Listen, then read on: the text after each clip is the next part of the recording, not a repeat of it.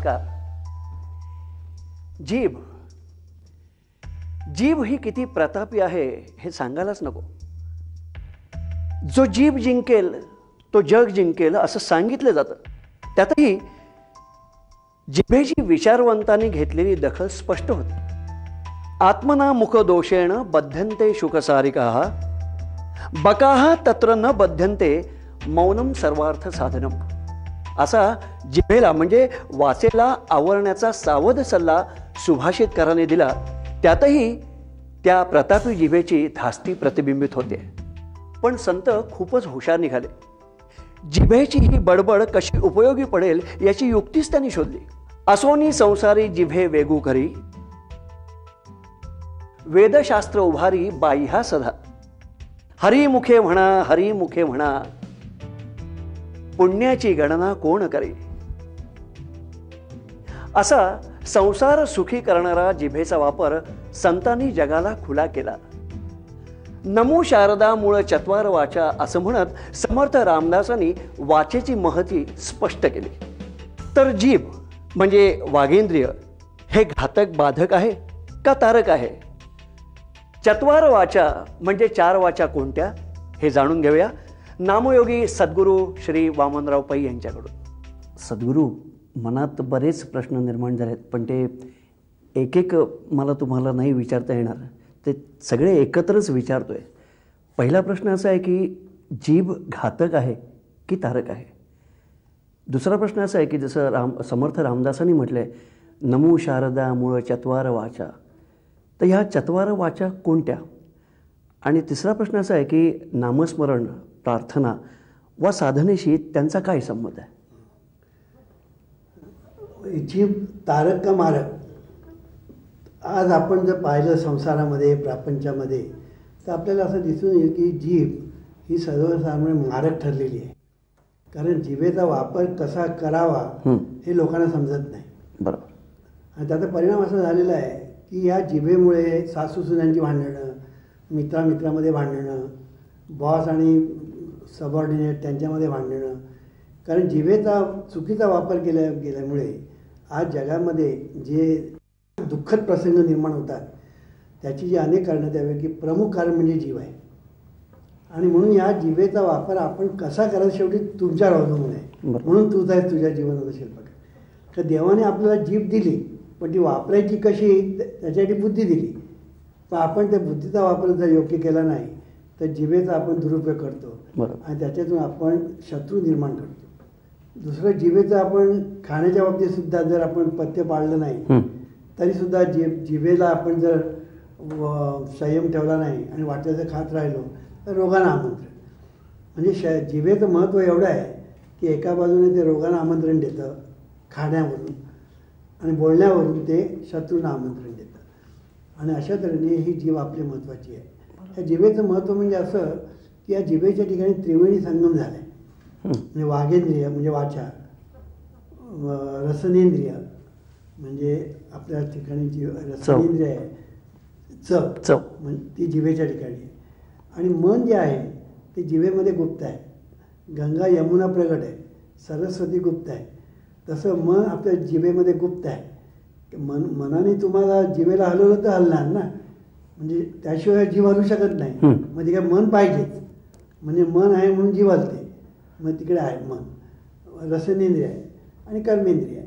असा त्रिवेणी संगम या जिभेच्या ठिकाणी झाले.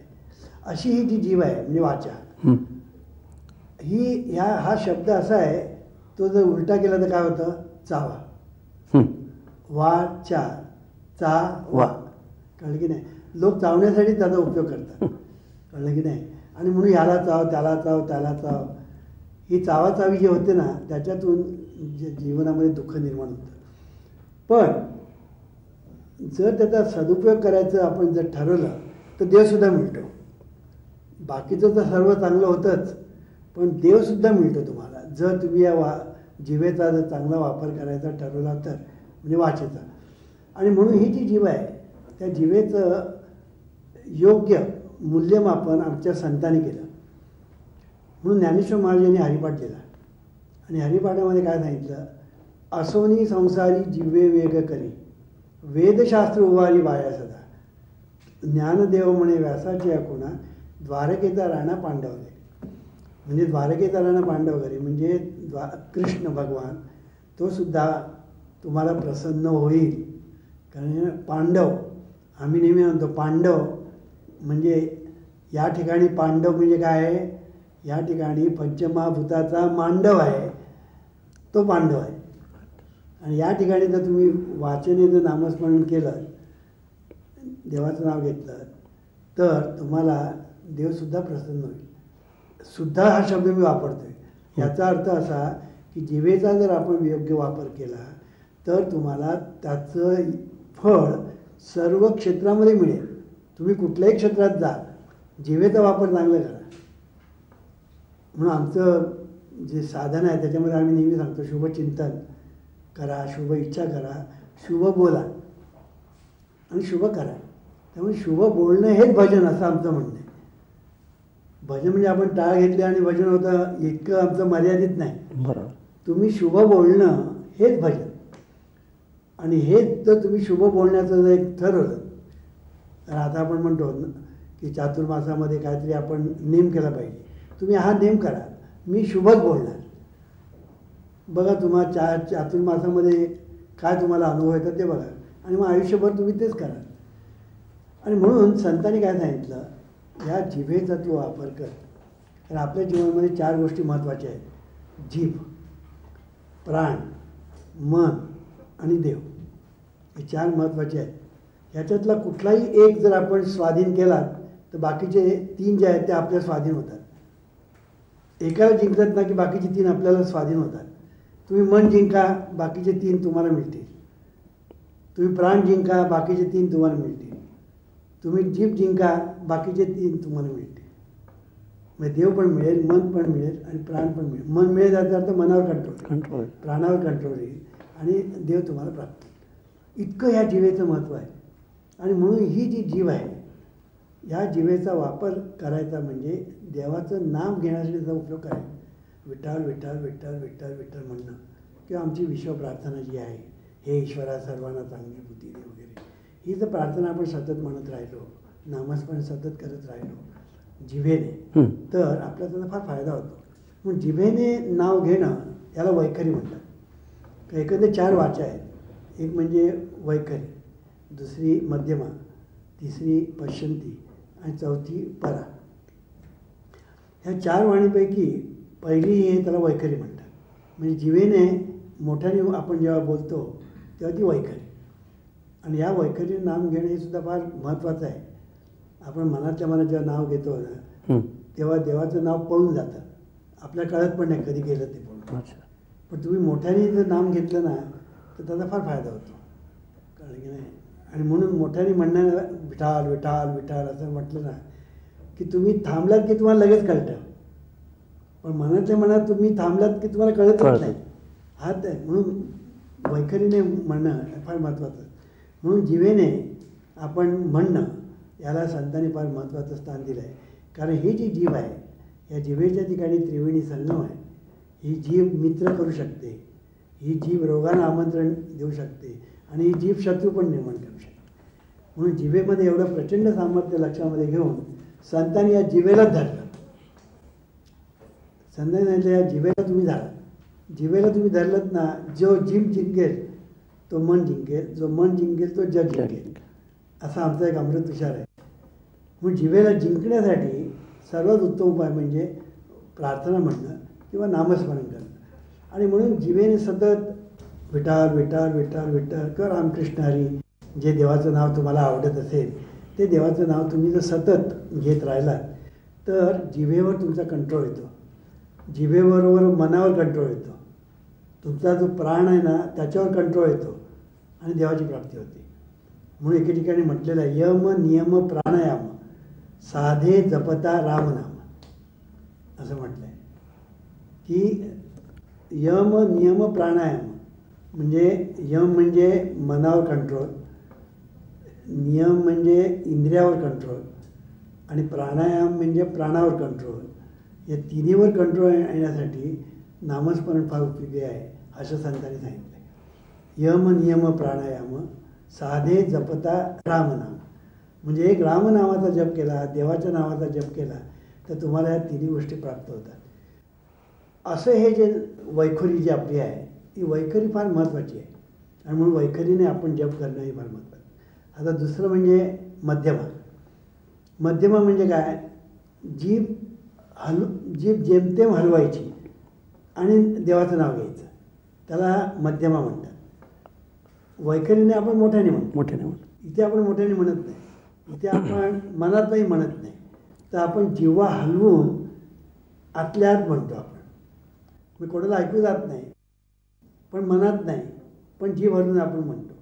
ही सुद्धा फार मध्यमा वाणी ज्याला आपण म्हणतो, याने तुमचा पश्चंतीवर प्रभाव पडतो आणि दुसऱ्या बाजूने वैखरीवर प्रभाव पडतो. आणि म्हणून जीभ हलवून देवाचं नाव घेणं, नामस्मरण करणं, ह्यालासुद्धा परमार्थ क्षेत्रामध्ये महत्त्वाचं स्थान दिलेलं आहे. तिसरं म्हणजे पश्चंती. पश्चंतीमध्ये नाम घेणं म्हणजे थोडक्यात सांगायचं मनातल्या मनात घेणं. मनातल्या मनात. आता मनातल्या मनात नाम घेणं हे सुद्धा खूप महत्त्वाचं आहे, कारण शेवटी आपलं जीवन म्हणजे मन आहे असं म्हटलं तरी चालेल. कारण आपल्या जीवनामध्ये सतत काय चाललेले असतात, विचार येतात कुठून, मनाकडून. मनाचा कारंजा म्हणजे विचार, मनाचा जो स्रोत म्हणजे विचार. आणि म्हणून हे जे विचारांचं जे स्रोत चाललेला आहे, त्या विचारांच्या प्रवाहात तुम्ही म्हणजे तुमच्या ठिकाणी जो मी म्हणणारा जो आहे तो त्या विचारांच्या प्रवाहामध्ये पडतो आणि वाहत वाहत वाहत वाहत वाहत कुठे जातो ते त्यालाही कळत नाही. कळलं की नाही. आज सर्व लोकांचं हेच झालेलं आहे. आज तुम्ही जर जगामध्ये पाहिलं ना, तर जगामध्ये प्रत्येक माणूस बघा कसला तरी विचार करत असतो. आता तुम्हीसुद्धा येताना किती विचार केले, आणि आपण विचार करताना विचार करतो हे सुद्धा ठाऊक नसतं. इतकं आपण त्या विचारामध्ये गुंग झालेलो असतो. कळलं की नाही. आणि विचारामध्ये आपण इतके गुंग झालेलो असतो म्हणजे खरं म्हणजे आपण वाहून गेलेलो असतो. म्हणजे आपल्याला कशाचंच भान नसतं त्या ह्याच्यामध्ये. आणि अशा तऱ्हेने आपण त्या प्रवाहामध्ये वाहत वाहत वाहत वाहत कुठेही जातो. म्हणून त्याला प्रवाहपतीत असा शब्द वापरलेला आहे की पाण्यात वाहणाऱ्या पाण्यामध्ये एखादा मनुष्य पडला आणि त्याला जर पोहता येत नसेल तर तो कुठेही वाहत वाहतो. म्हणून त्याला प्रवाहपतीत असं म्हटलेलं आहे. तसं आपण प्रवाहपतीत झालेलो आहोत. कळलं की नाही. विचारांच्या प्रवाहामध्ये आपण पतित झालेलो आहोत. आणि म्हणून आपल्या जीवनामध्ये 99.99% समस्या, प्रॉब्लेम, संकट, दुःख हे जे निर्माण होतं त्याचं मुख्य कारण हा विचारांचा प्रवाह. आणि म्हणून ह्या विचारावर कंट्रोल येणं महत्त्वाचं असतं. आता कंट्रोल, मन तुम्हाला कंट्रोल करता येत नाही. नुसतं तर तुम्ही म्हणाल मी मनावर कंट्रोल होणार नाही, पण मनाला तुम्ही काय करा, नाम घ्यायला लावा. आता मन नाम घ्यायला त्याने मनाने सुरुवात केली ना की विचार हळूहळू हळूहळू बाजूला व्हायला लागतात. कळलं की नाही. म्हणजे एखादा जसं बघा, एखादा राजा जेव्हा राजे रस्त्यावरून त्याची जेव्हा मिरवणूक निघते त्या रस्त्यावरचे सगळे लोक बाजूला बाजूला व्हा, बाजूला बाजूला व्हा म्हणतात. आणि तो राजा डौलाने चालत जातो, हा सगळे बाजूला होतात. तसं मनामध्ये एकदा तुम्ही नाम घ्यायला सुरुवात केली की हे जे विचारांचं हे सगळं जे आहे ना, चलो बाजूला व्हा, बाजूला व्हा, बाजूला करत करत करत सगळे विचार बाजूला होतात आणि फक्त नाम आणि तुम्ही एवढं शिल्लक राहता. कळलं की नाही. त्यामुळे होतं काय, मनावर तुमचा कंट्रोल येतो. एकदा तुमचा मनावर कंट्रोल आला ना की मग या मनाचा वापर तुम्हाला जिथे पाहिजे तसा करता येतो. आज मन तुमच्या ताब्यात नाही आहे. जसं घोड्यावर तुम्ही बसलात तर सुखाने प्रवास करा, पण घोडा तुमच्यावर बसला तर मराल. तसं आज मन आणि आपण असं झालेलं आहे की मन आपल्यावर बसलेलं आहे, म्हणजे घोडा आपल्यावर बसला आहे. त्यामुळे आपली मरणोन्मुख अशी अवस्था झालेली आहे. म्हणजे आपल्या जीवनामध्ये सतत दुःख येते आणि आपण अगदी त्रासून जातो. ह्याच्या उलट आपण जर मनावर स्वार झालो मनरूपी घोड्यावर तर आपला प्रवास म्हणजे जीवनाचा प्रवास एकदम सुखाचा होईल. मग आता हे घोड्यावर बसायचं कसं, त्याच्यासाठी नाम. म्हणून नामस्मरण किंवा विश्वप्रार्थना सतत म्हणत राहिलं. सतत याचा अर्थ असा कामधंदा सोडून नाही आपण मिळतो, असं सतत म्हणत राहिलो तर आपल्याला विचारावर कंट्रोल आणता येतो आणि विचार एकदा कंट्रोलमध्ये आले की आपलं जीवन सुखकर होतं. चौथी वाचा म्हणजे परा. ही जी परा वाचा म्हणून ज्याला आपण म्हणतो, ही परावाणी असा एक शब्द वापरला जातो आणि खऱ्या अर्थाने ती देववाणी आहे.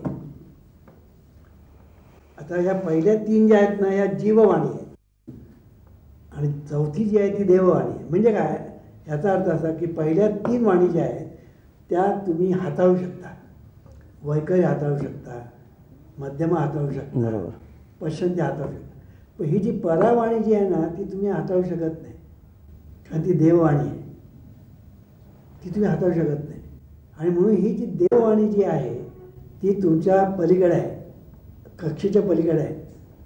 पण ती देववाणी तुम्हाला जर पाहिजे असेल, अनुकूल करून घ्यायचं असेल, त्याच्यासाठी एक उपाय आहे.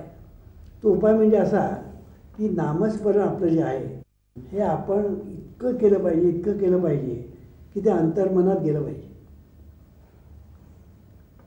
अंतर्मनामध्ये कधी जातं की तुम्ही ज्या वेळेला खूप सवयीने सतत नामस्मरण जेव्हा करता तेव्हा ते अंतर्मनात जातं. तुम्ही 2 मिनटं केलं तरी 10 मिनटं केलं किंवा 11 माळी केल्या तर ते बहिर्मनातून अंतर्मनात जाणार नाही.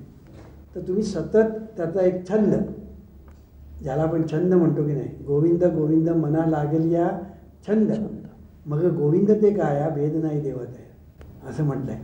आणि म्हणून छंद घेणं की आपल्याला वेळ मिळाला नामस्मरण, वेळ मिळाला नामस्मरण, असं आपण ज्यावेळेला करतो तेव्हा ते नाम बहिर्मनातून अंतर्मनामध्ये हळूहळू जायला लागतं.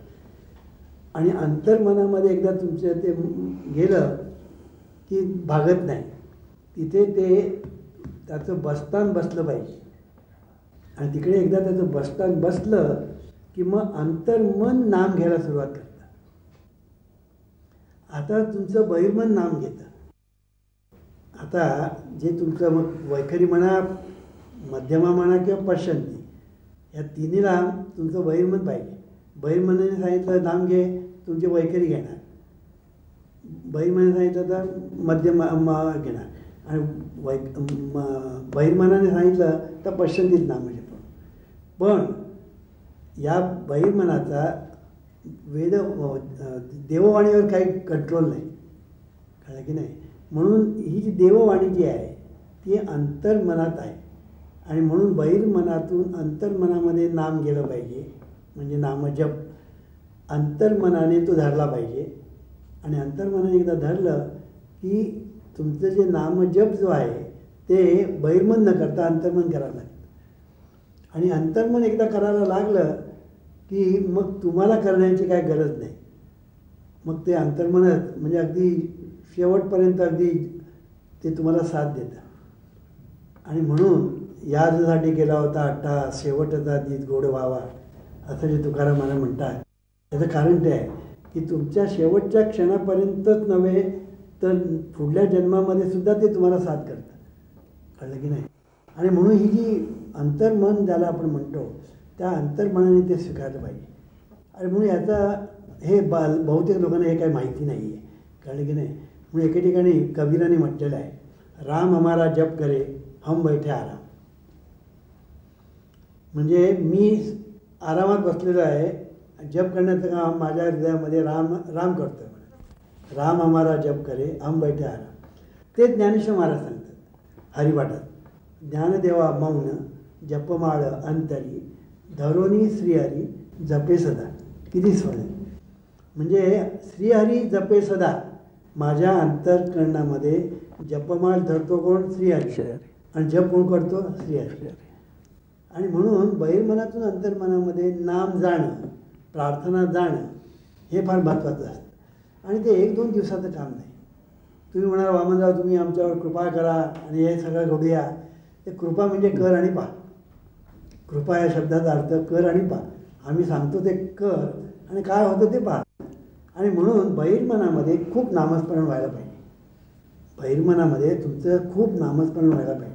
ते इतकं व्हायला पाहिजे की त्याचा तो एक छंदच, रिकापण मिळालं नामस्मरण, रिकापण मिळालं नामस्मरण. आणि त्याने काय होतं आहे, त्यांनी परावाणी उघडते. त्याला परावाणी म्हणतात, देववाणी म्हणतात. आणि ती उघड द्यायचा अर्थ असा की अंतर्मनातून ते सुरू. आता बघा, तुमचा श्वासोश्वास कोण करतं? अंतर्मन. करतात. हृदयाचे ठोके कोण पाडतं? अंतर्मन. नाडीचे ठोके कोण पाडतं? अंतर्मन. तुमच्या शरीरामध्ये जे निरनिराळ्या तऱ्हेच्या अवयव आहेत, लिव्हर आहे, पँक्रियास आहे, अमुक आहे, तमुक आहे, हृदय आहे, किडनी आहे, ह्या सगळ्यांचं फंक्शन कोण करतं? अंतर्मन. अंतर्मन. Your subconscious mind controls all your vital processes and functions of your body and knows the answer to all your problems. असं एके ठिकाणी डॉक्टर मर्फी म्हणतात की your subconscious mind controls all the vital processes and functions of your body. आणि म्हणून शरीरामध्ये जे क्रिया सगळ्यात आलेल्या आहेत, ज्या तुम्ही करत नाही पण त्या केल्या जातात, त्या अंतर्मनाकडून केल्या जातात. बरोबर. आता हे जे अंतर्मनाकडून जे केलं जातं, ते अंतर्मनाकडून जे केलं जातं, आता ते फक्त त्यांनी आणखीन एक करायचं म्हणजे आपला जपमा. नामजप त्या अंतर्मनाने एकदा धरलं ना की तुम्ही मुक्त झाला, जीवन मुक्त झालं. मग आनंदाचे डोळे, आनंद तरंग, आनंदाचे अंग, आनंदाचे. एवढं एकच करायचं की त्या बहिर्मनाने अंतर्मनामध्ये त्या नामाला पाठवायचं, अंतर्मनाने ते स्वीकारायचं आणि अंतर्मनाने जप करायला सुरुवात केली की तुम्ही मुक्त झाला. हे करण्यासाठी सतत छंद घेतला पाहिजे. असा आदरी छंद, असा आदरी छंद, जाईल तुटोनिया भवबंद असं म्हणतात. आणि म्हणून हा जो छंद घेणं, हा छंद घेणं फार महत्त्वाचं असतं. आणि असा जेव्हा छंद आपण घेतो, नाहीतरी आपण बघा काहीतरी विचार करत असतो, त्याच्याऐवजी आपण जर नाम घेतलं, नामाची सवय झाली पाहिजे. आज आपल्याला विचारांची सवय झालेली आहे आणि तीसुद्धा अनिष्ट विचारांची.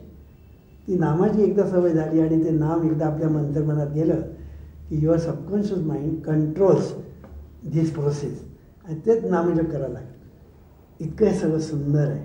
आणि हे सगळं झालं ना की जीवनामध्ये आनंदी आनंद. तुमचा प्रत्येक दिवस म्हणजे दिवाळी, प्रत्येक क्षण म्हणजे सण. आणि हे करण्यासाठी सतत नामस्मरण जर तुम्ही केलं तर होऊ शकतं. आता हे नामस्मरण करायचं की न करायचं हे तुमच्या हातात आहे. म्हणून तूच आहेस तुझ्या जीवनाचा शिल्पकार. सद्गुरूंचं प्रबोधन तुम्ही आत्ता ऐकलं असेलच. तर मंडळी, जीभ म्हणजे वाचा घातक किंवा बाधक न ठरता तारक ठरायची असेल तर जीवनविद्येला पर्याय नाही.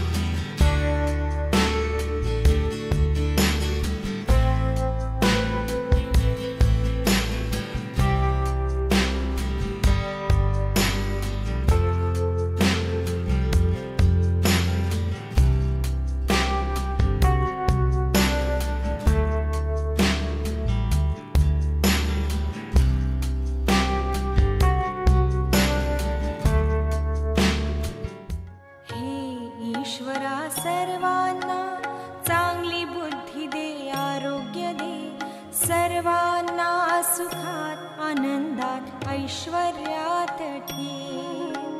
सर्वांचं भलं कर, कल्याण कर, रक्षण कर आणि तुझे गोड नाम मुखात अखंड राहू दे.